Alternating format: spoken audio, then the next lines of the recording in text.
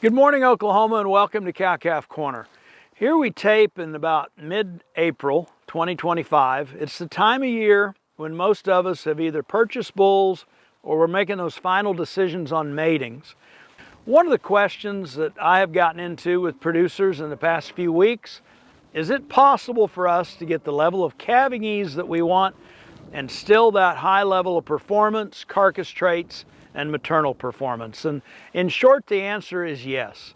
If we look at charts of genetic trend in beef cattle over the last 30 or so years, we can see that purebred seed stock cattlemen have done a great job of applying selection pressure to keep birth weights down and calving ease good, while we've actually seen a spike in weaning and yearling weights.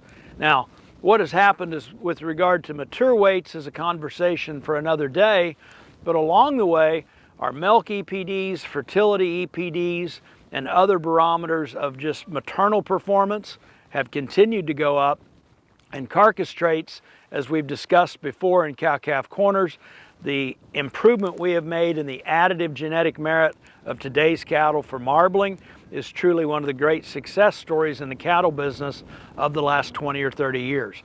So, can it be done? Yes.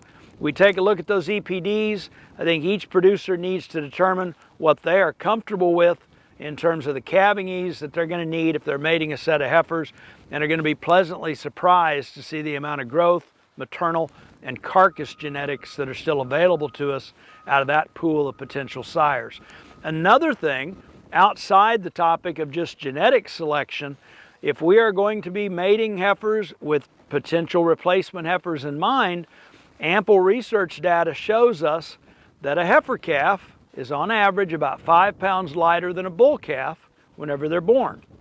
Obviously, that's going to lead to greater calving ease. Why do we mention that?